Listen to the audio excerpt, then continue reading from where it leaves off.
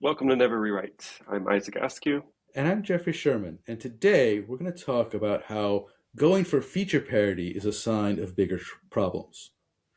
So, in many of the rewrites that I have been involved with, there a lot of things have been hand waving. It's like, oh well, we're just going to go for feature parity, and therefore we don't need to talk like for the things that we don't care about. Therefore, we don't need to talk with the business about what this actually does, and we don't need to talk with other divisions about how this thing goes because we have an interface, right, or we have a contract, an API contract, and we're just going to go for feature parity, and it'll be exactly the same, and therefore we don't need to talk to these people.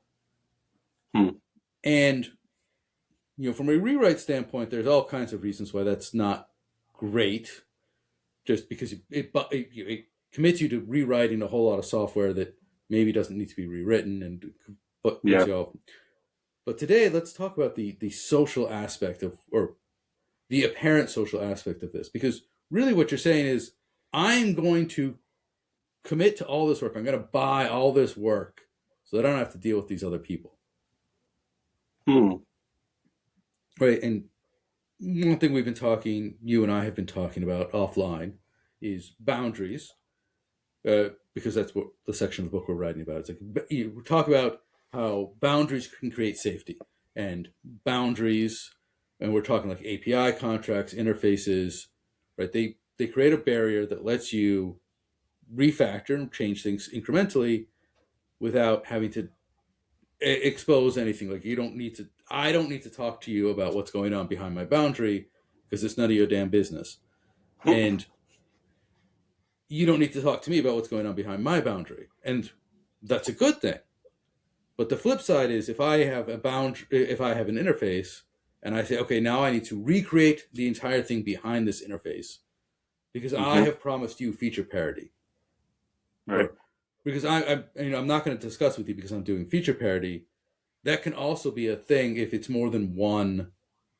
If you are saying that about more than one incremental piece of work, that's a sign that you're actually you're doing a rewrite now. You're doing this big bang thing of, oh, I'm going to change a whole bunch of stuff, but I don't need to talk to you because I have this boundary. And I'm going to sit on my boundary and I'm going to say, I don't need to talk to you. And the boundary then becomes an excuse for a social dysfunction. Can you queue up like an example? Like why is this a problem? I'll put it that way.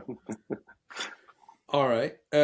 I have worked in rewrites of the past where I have had a website and we wanted to move the website, and this is 20 plus years ago, where Mm-hmm. websites lived on machines and they were bespoke and the machines were pets and not cattle.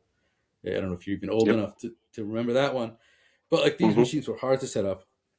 And so we were migrating and it was all server side rendering, by the way.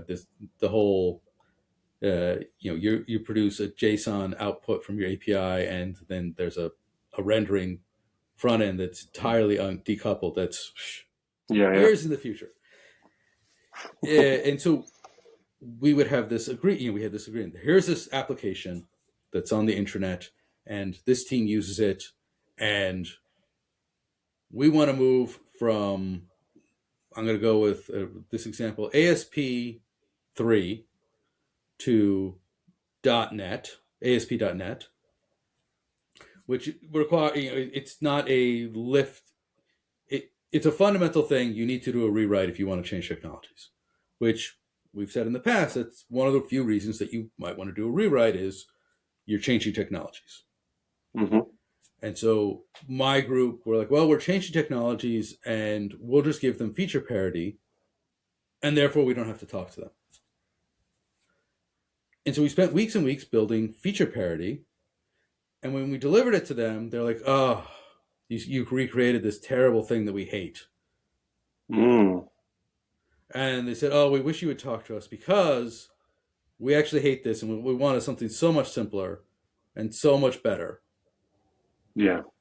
And if we had talked to them instead of going for feature parity, we could have given them something much smaller that would have been much more incremental to deliver, and they would have been so much happier.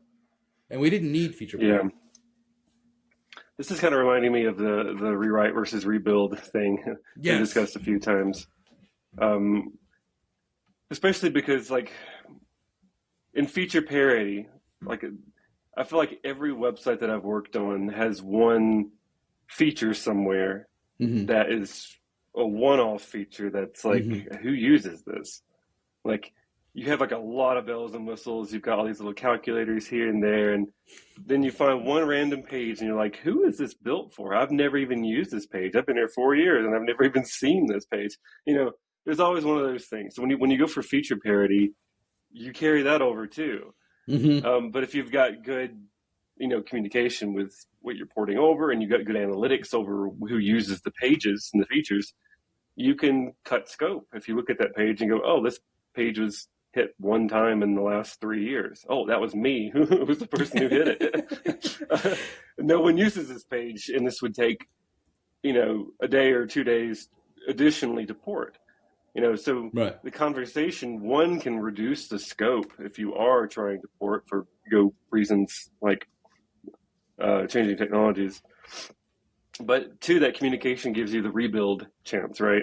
Right.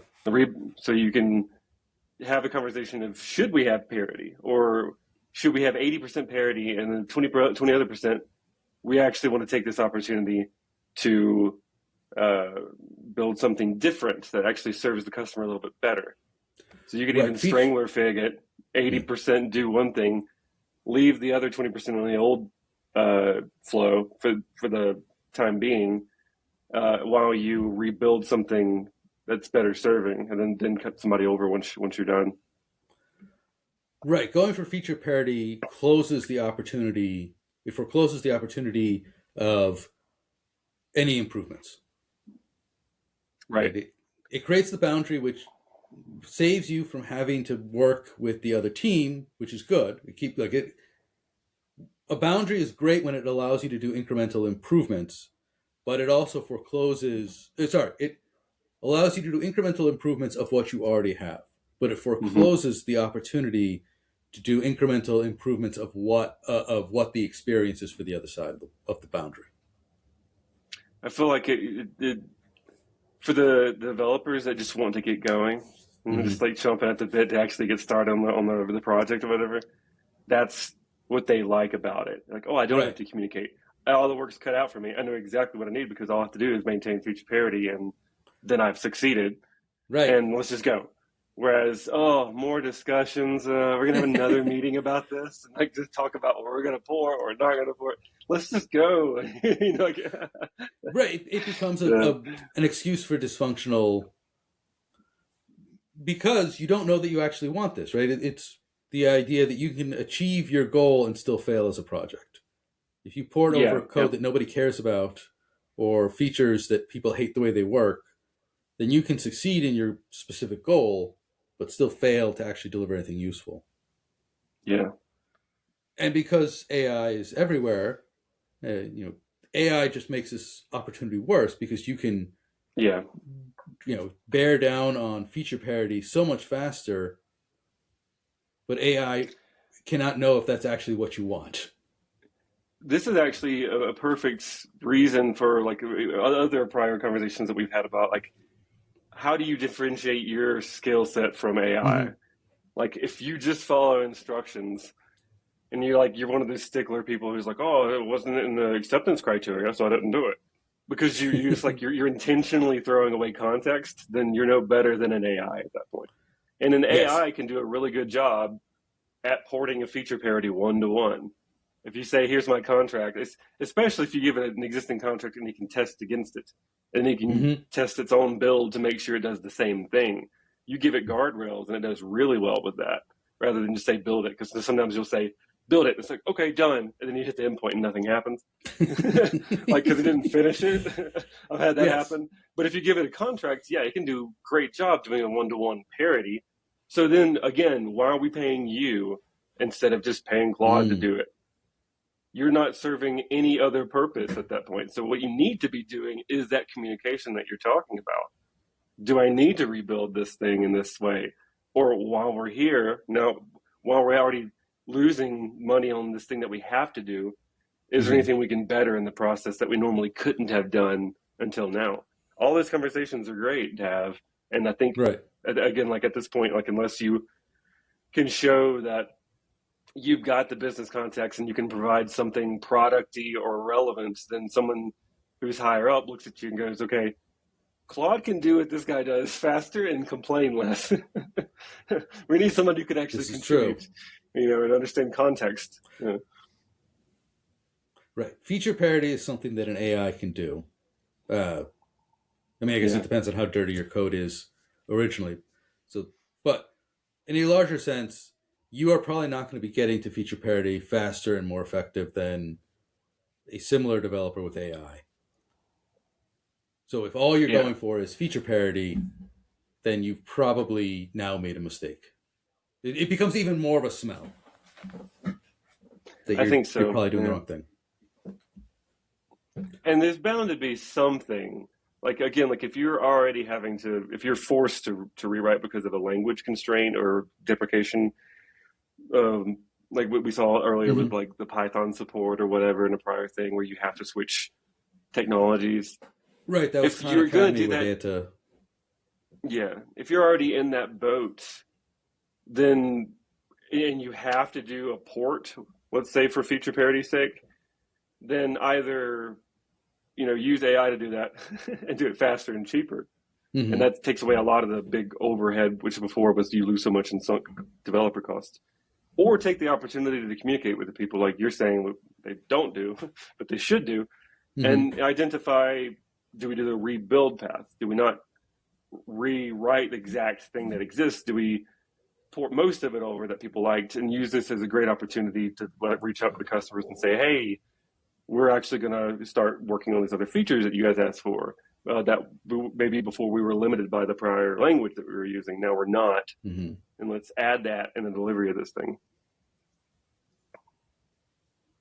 Yes.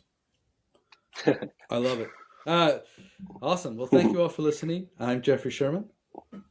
And I'm Isaac Askew, and this is Never Rewrite.